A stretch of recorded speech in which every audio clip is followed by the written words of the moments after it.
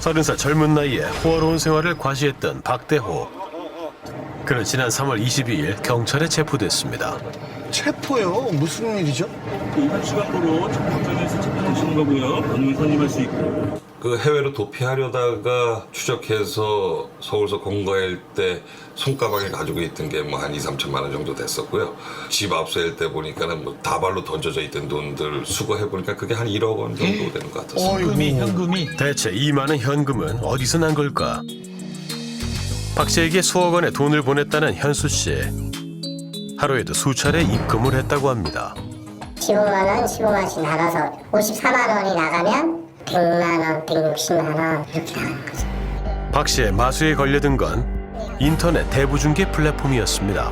인터넷에 소액 대출이라 치면 뭐 대출, 뭐 대출 여러 사이트가 나오거든요. 이제 그렇게 해서 시작이 된 거죠. 박 씨가 대부업체를 운영한 것 같은데요. 당시 현수 씨는 돈 한 푼이 절실했다고 합니다. 결혼을 하면서 갑자기 좀 사용해야 될 비용들이 많이 들어가다 보니까 어떤 개인 빚이 이제 조금 생기게 되고 지표 대출을 받아야 되는 상황이었고 의자가 계속 올라가다 보니까 도저히 감당할 수 없는 상황이 직면을 하더라고요. 쌍둥이를 가졌다고 하고 20만 원부터 시작을 했죠. 그런데 20만 원 소액 대출을 받는 조건이 다른 업체와 좀 달랐다고 합니다. 비상연락망으로 아무명분들을 받아야 된다. 연락처만 보내주면 되는 게 아니라 상대방하고 보냈던 그리고 상대방의 토프사까지 또 요구를 했죠. 보통 대출 관련 서류만 요구하잖아요. 뭔가 정상적인 업체는 아닌 것 같은데요. 이자율도 상당히 높았습니다. 20만 원을 빌리면 이자가 18만 원. 오. 그것도 일주일 후에 무조건 갚는 조건이었습니다. 어? 일주일 빌리는데 이자가 말이 안 되잖아요. 연체가 없었었죠. 그래서 이제 갚다 보니까 금액이 조금씩 사양되고 소개를 받아서 다른 분을 이제 대출했고 자기 아는 데인데 이율이 좀 센데 한번 써보겠냐. 근데 걔네들은 이미 그게 다 개선적인 거죠. 기하급수적으로 늘어난 이자를 갚기 위해 또다시 대출을 받아야 했습니다.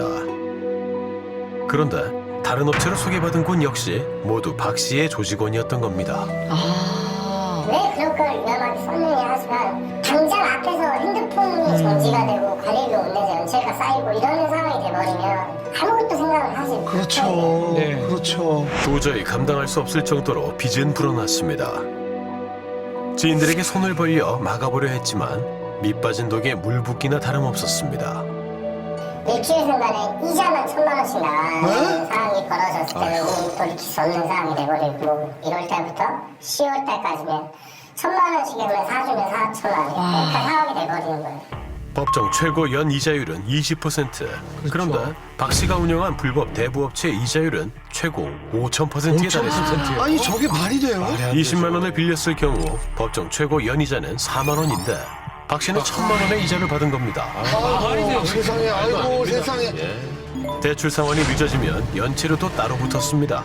협박하는 조직원이 기분 내키는 대로 금액을 붙였대요. 정말 무법자들이네요. 시간당 연체료 20에서 30만 원씩 부과를 하고 다른 조직원이 쓱 나타나서 아유 우리가 좋은 조건으로 지원하겠습니다 이런 식으로 해서 대출이 나가는 거죠. 불과 3개월, 4개월 안에 이런 분들이 거래가 1,000건이 가까이 하고 금액이 3억, 4억. 처음에 20만 원을 빌렸던 현수 씨는 조직원들에게 재대출을 받아 돌려막으면서 1년 동안 총 6억 9천만 원을 갚았다고 합니다. 아니 이게 말이 되냐고요? 20만 원을. 금액이 얼마나 중요한 게 아니라 그 받은 고통은 정말 이로 말할 수가 없어요. 정말 많이 힘들었어요. 그거는 뭐 말로 할 수가 없어요. 차라리 와서 죽이는 게 낫다는 생각이 들 정도로 그랬으니까. 금전적인 압박보다 견디기 어려운 건 끊임없는 공포였습니다. 갓 태어난 아이를 두고 무자비한 협박은 계속됐습니다. 사진을 좀 보여줘라. 우리도 단체 톡방에 올려서 이런 일들이 있으니 이제 채무 당분간은 이제 묻지 말아라. 순수하게 믿었던 거죠, 그날. 넘겨받은 아이 사진을 협박의 도구로 쓴 겁니다. 처음 20만 원을 대출받을 때 제출했던 지인들 연락처로도 협박이 이어졌습니다. 아우 처음부터 이런 협박 용도로 받아둔 거네요. 지인들의 자식까지도 위협하고 있네요, 지금. 지인분들도 얼마나 무서웠을까요? 그러니까요. 숨통을 조여왔던 그들 때문에 극단적인 생각도 했다는 현수 씨. 하지만 삶을 포기할 순 없었습니다. 그럼요. 제가 사는 이유가 얘네들 때문이거든요. 얘네 때문에 버티고 사는 거예요. 내가 와이프한테 너무 미안하고. 아, 그럼요. 가족 생각해서라도 힘을 내야죠. 맞습니다. 법정 최고 이자율의 250배에 달하는 살인적인 고리대금을 받은 불법 대부 조직. 경찰은 8개월 추적기 때 범죄 계좌 310여 개, 대포폰 300여 개 등을 분석해 범죄 조직의 실체를 밝혀냈습니다. 범죄 사실이 누가 범죄를 인지를 했어요. 그래서 체포 영장 발부가 된 거고요. 이 돈을 왜 뺏어가는 거지? 범죄 수익. 그럼 본인이 이게 어디서 돈이 본인 출처가 어딘지를 얘기할 수 있어요. 그 어머니 돈 받은 건데 어머님한테 받은 건데. 그걸 믿어요? 저희가 파악한 피해자는 한 131군데씩이거든요. 근데 실제로는 더 많습니다. 입출금자만 해도 한 900억 이상이 900억? 되거든요. 채무자가 무조건 돈을 갚을 때까지 집요하게 협박을 합니다. 이번 사건은 피해자를 만나기가 유독 어려웠습니다. 힘들었던 그 마음이 또 되살아나서 계속 그 생각이 머리에서 떠나질 않으니 내가 만약 인터넷까지 하면 다른 될것 같아요. 진짜 못할 것 같아요. 그리고 비밀리에 접선하듯 피해자를 찾아가는 일도 있었습니다. 지금 여기 아이씨 지나가지고 톨게이트 앞이거든요. 어딘지를 말을 안 해주면 상당히 조심스러운 것 같아요. 지금 만나는 상황이네요. 어렵게 만난 피해자는 60대 주부였습니다. 아, 저 모습을 이 동네에서 다 알기 때문에 이게 화낸다고 하고 상당히 불안하거든요. 협박도 많이 당하고 애들 죽인다는 게 아유, 참. 정말 생활을 할 수가 없고 너무너무 힘들어서 좀 잘못 쓴 보증 때문에 빚이 쌓여 급히 소액을 빌렸던 건데 오히려 대출비까지 눈덩이처럼 불어난 겁니다. 그쪽에서 다른 사람이 또 비치해준다고 문자 와서 계속 연결이 됐었어요. 계속 다른 사람을 또 연결해주고 아, 연결을. 그녀도 그들이 놓은 덫에 걸리고 말았습니다. 협박을 제가 갚았는데도 다른 사람이 안 갚았다 또 협박하고 돌아가면서 협박을 하니까 돈보다도 무서운 게 협박이었어요. 나중에는 또 그것이 있을까 전문가는 그들이 노린 범죄 대상에 주목했습니다. 오죽하면 돈을 빌리겠어요.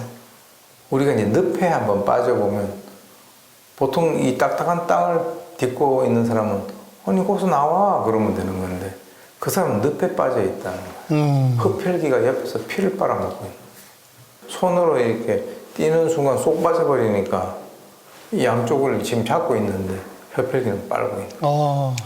제가 봤을 때는 아주 서민들 대상으로 피를 빨아먹는 그런 존재들이다. 일반 서민 대상으로는 아주 악질 범죄예요. 총책 박 씨는 조직원들의 역할을 철저하게 구분했습니다. 콜팀, 면담팀, 수군팀, 수거팀, 추궁팀이 이렇게 구성되어 있습니다. 특히 이제 협박을 주로 하는 수구팀 같은 경우는 출신할 때까지 협박을 진행하게 이렇게 지시를 하는 거죠.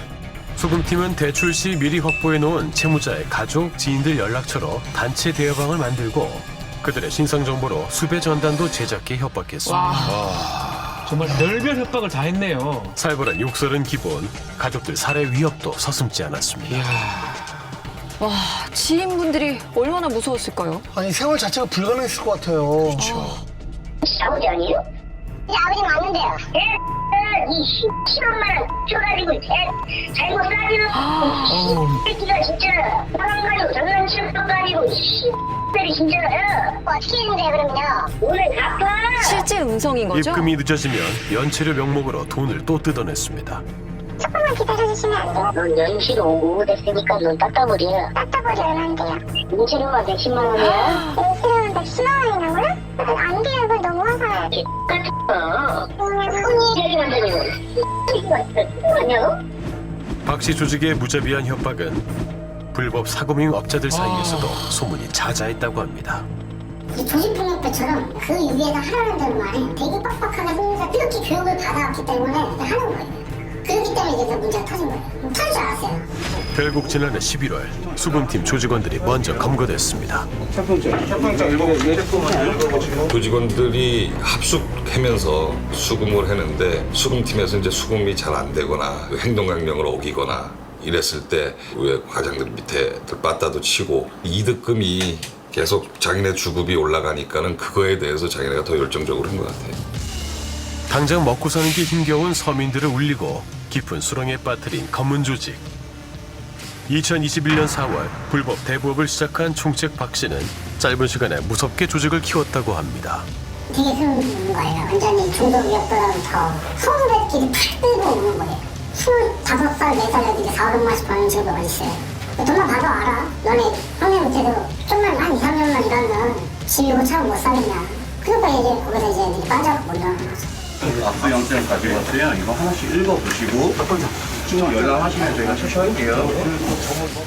온갖 협박으로 채무자들에게 살인적인 이자와 연체료를 뜯어낸 조직원들은 대부분 20대였습니다. 딱 봐도 어려 보이네요. 20대 초반에 있던 젊은 친구들이 누군가 내 친구가 돈을 잘 번다. 그래서 들어가는 경우가 많았습니다. 주급수당은 가장들이 거의 한 2, 3천? 주급이 총책은 일단 총책 본인은 얘기는 안 해요. 절대 얘기는 안 하는데 저희가 이제 조직원 조사나 이제 인출되는 현금의 양을 봐서는 하루에 1억 정도 저희가 추산하고 있어요. 1억이요? 금고는 전날 밤에 다 비웠고요. 금괴나 이런 거는 싹 다 치우고 현금이 압수가 됐는데 현금을 따로 보관하는 게 아니라 막 집에다가 막 던져놓는 거 있죠. 저게 다 범죄 수익금인 거죠? 가구 뒤편에 다발로 던져져 있던 돈들 수거해보니까 그게 한 1억 원 정도 1억 원 같았습니다. 던져놓은 게 그냥. 조직의 총책 30살 박 씨. 그는 월세 1,800만 원 집에 살았습니다. 국제에서 월세 1,800 정도에 살면은 자산가 있으면서 지방에 있는데 여기서 큰 업체 같은 경우는 회사에서 이제 법인 조례에서 임원이 거주할 수도 있고. 보통 30살에 월세 1,800만 원 집에 살기 힘들죠. 아유, 말이 안 되죠. 안 되죠. 로이비통이니 뭐 샤넬 뭐 이런 명품 가방서부터 금색으로 돼 있는 와인이 아주 박스로 어마어마하게 있었습니다. 그거만 먹는 것 같더라고요. 엄청 비쌀 텐데요. 그게 뭐 클럽에서는 한 2, 300만 원씩 300만 원씩 판다고 되는데 그게 아주 꽉 차 있더라고요. 자수성가한 사업가 행세를 했던 박 씨는 고가의 스포츠카를 타고 다녔는데 얼마나 서민들 등을 쳤으면 30살에 저런 차를 타요. 몇 대가 한두 대가 아니었습니다. 경찰이 추적한 차량만 7대. 꿈의 슈퍼카라 불리는 차들이었습니다. 기가 막히네요. 대체 가격대가 어떻게 될까? 이거는 벤틀리 GT 컨티넨탈 4.0 모델로 확인되는데요. 성공하신 사업가분들께서 한 번쯤 타보고 싶다고 하는 거죠.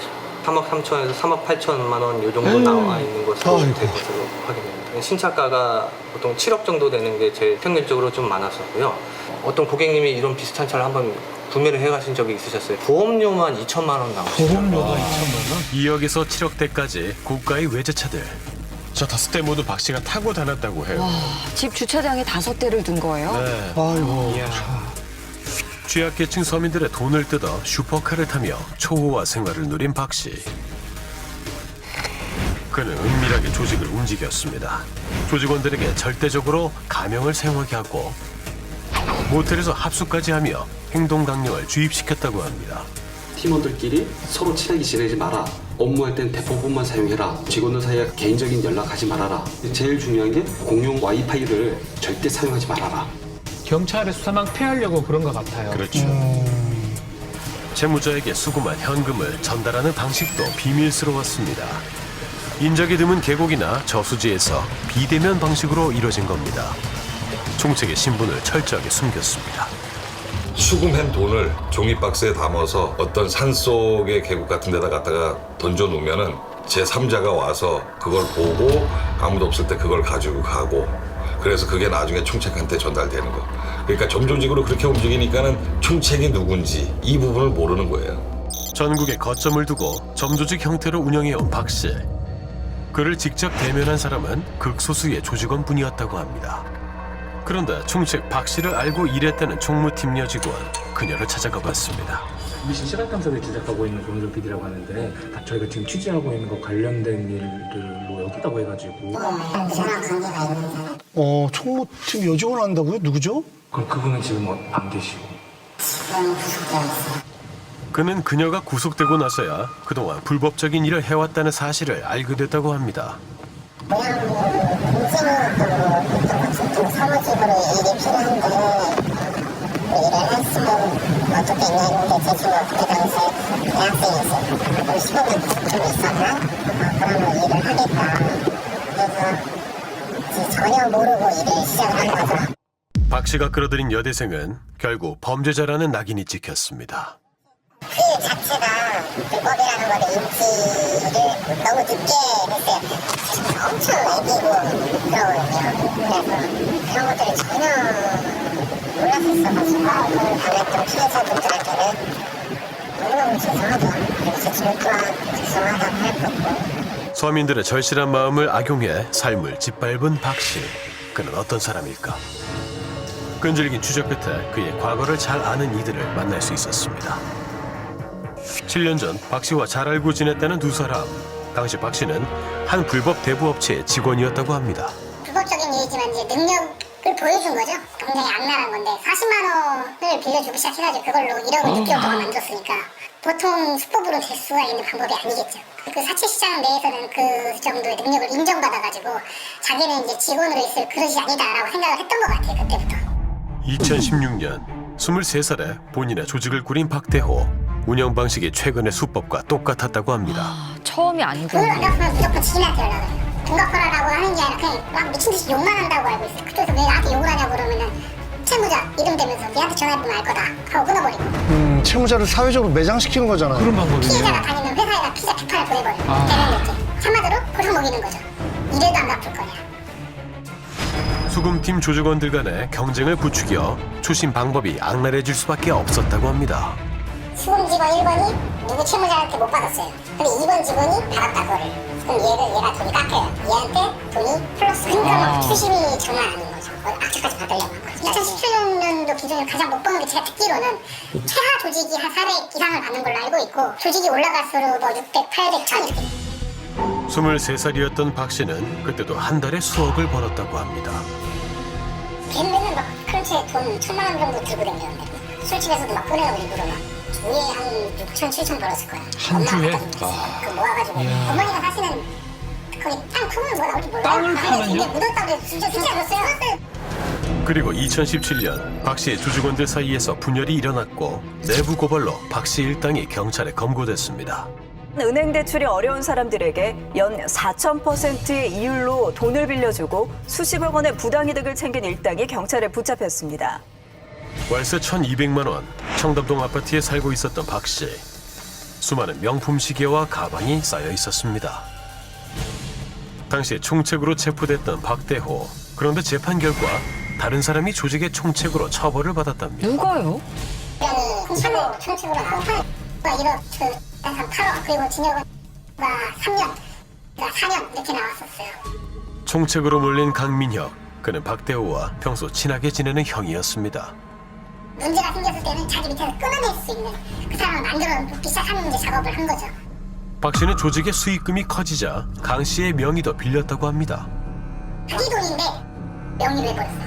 어떻게 보면 그것도 플레이라고 생각을 해야겠죠.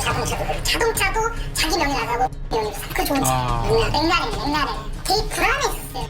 사람이랑 되게 친하니까 저희끼리도 맨날 얘기했어요.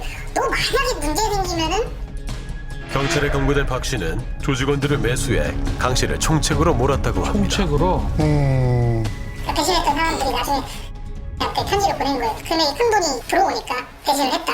그냥 당신을 사장이라고 지목할 수밖에 없어서 미안하다. 거기서 어떻게 보면 빠져나왔기 때문에 지금과 같은 2차 사건이 또 일어나는 거라고 생각하는 거죠. 2020년 11월에 출소한 박 씨는 5개월 만에 다시 조직을 꾸리고 똑같은 수법으로 악질의 범죄를 저지른 겁니다. 감옥에서 3년 살고 나와서 또 했네요. 그런데 이번에도 다른 사람을 조직의 총책으로 내세웠다고 합니다. 너가 나를 대신해서 허위자수하면 하고 너가 처벌을 받거나 교도소에 가게 되면 내가 1년에 얼마씩 주겠다. 변호사도 선임해준다. 대신 내가 지금부터 얘기하는 내용을 네가 철저하게 인지해서 경찰서 들어가라. 그래가지고 한 보름 이상을 교육을 시킵니다. 이 허위자수하는 바지 사장이 얘기하는 거는 앞뒤가 안 맞는 거죠. 교육을 하고 말을 맞추고서 들어왔다 하더라도 앞뒤가 안 맞는 거죠. 앞뒤가 안 맞죠. 그가 짜놓은 시나리오는 물거품이 됐고 응당한 죗값을 치르게 됐습니다. 범죄 저질렀으니까 큰 벌 받아야 되겠죠. 그 수감 생활하면서도 범행했던 것 중에서 부족한 점이 과연 뭐였을까? 소위 이제 전술 토의를 혼자 한 거죠. 지난번에 내가 검거된 가장 결정적인 이유는 뭔가라고 반성하고 나갈 날만 기다리고 있는 거예요. 제가 봤을 때는 이 사람은 아주 좀 오랫동안 교도소에 있지 않으면 다음번에 나오면 또 할 거예요.